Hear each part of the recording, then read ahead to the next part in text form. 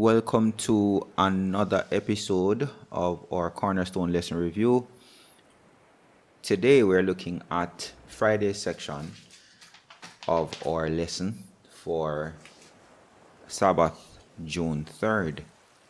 It starts off by saying that we need to read Exodus 15 verses 19 to 21, Exodus 4 verses 13 to 15, and Exodus 28 verses 1 and 2. Let's go with Exodus 28 verses 1 and 2. It says, Now take Aaron your brother and his sons with him from the children of Israel, that he may minister to me as priests, Aaron and his sons, Nadab, Abihu, Eleazar, and Ithamar. And you shall make holy garments for Aaron your brother, for glory and for beauty. Now let's go to Exodus 4 verses 13 to 15. But he said, O my Lord, please send by the hand of whomever else you may send. So the anger of the Lord was kindled against Moses, and he said, Is not Aaron the Levite your brother? I know that he can speak well. And look, he is also coming out to meet you. When he sees you, he will be glad in his heart. Now you shall speak to him and put words in his mouth, and I will be with your mouth and with his mouth, and I will teach you what you shall do. So this one is directed at Moses. And going all the way back to the first one, Exodus 15 verse 19 to 21, and this one talks now about, For the horses of Pharaoh went with his chariots and his horsemen into the sea, and the Lord brought back the waters of the sea upon them, but the children of Israel went on dry land in the midst of the sea. And verse 20 says, Then Miriam the prophetess, the sister of Aaron, took a timbrel in her hand, and all the women went after her with timbrels and with dances. And Miriam answered them, Sing to the Lord, for he has triumphed gloriously. The rider and its horse he has thrown into the sea. All right. So going to our lesson now, it says, one thing that Aaron and Miriam didn't pause to think about when they criticized Moses was that they had special roles to play in God's work too.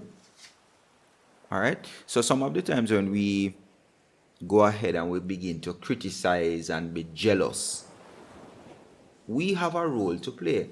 And one of the reasons for the jealousy is that we're not focusing on our role. We begin to look elsewhere. Now it says, what was Miriam's role in Israel? Based on what we read. She was a prophetess. So she was a prophetess. All right. And cool. I suppose persons can see why she and Aaron felt slighted. Because if she is a prophetess and Aaron's supposed to be a Levite, right? Their concern, possibly persons would argue, is a genuine one. So if I'm a prophetess and you're a Levite who is supposed to be, interceding on behalf of God's people, how comes a Moses one God talking to? Why him not talking to us about this? All right.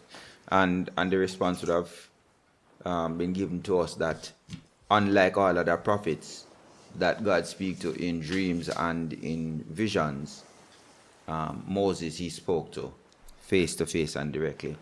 And then God has a special work, I think, for each of us. So while he might have asked Moses to do something specifically, it's not everybody is going to be tasked with a particular job or a particular role. Or with the same job. So it's not that God wasn't going to continue to use them, I believe, right? But he had a special task that he wanted Moses to do. So similarly, all of us are not going to be asked to do the same task, right? Depending on our gifts, our talents, depending on our connection with God, we will be given different tasks to carry out. All right, so let's go to the next part. It says, what special job was Aaron given? Well, as I said, he was a Levite. Yes, and well, the priest and he and his sons were responsible for that. So it would have been, that would have been a really special position, right? High priest. What about you? Maybe you have been envious of other people's gifts without recognizing your own. What special role do you think God might want you to play in your church, your school, or your community? So So, maybe you think that somebody has a lovely voice and sings very well, but have you stopped to think that perhaps you're a very good speaker, you're good at expressing yourself, at communicating, and you can communicate to draw others to God because of that special skill that you have? So yeah, you might not be a Celine Dion or whatever, but you are given a special gift that you can use. All of us, the Bible tells us, has a part to play in the edification of God's church and helping God's church to move forward.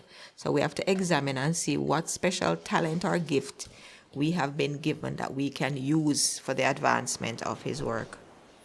all right. There are gifts that are mentioned in the Bible. And I'll just breeze through some of them. It says in Romans 12, verse 6 to 8, the gift of prophecy, the gift of serving, the gift of teaching, exhortation, giving, leadership, and mercy. That's Romans 12, verses 6 to 8. So some people have been given that gift where God is going to talk to them, give them a message about something that is going to happen, and they can tell forth or foretell. Then serving. No, that's a gift that all of us have. All of us can serve others. Teaching, exhortation, that to me is encouragement. All of us can encourage someone. Giving, all of us can give.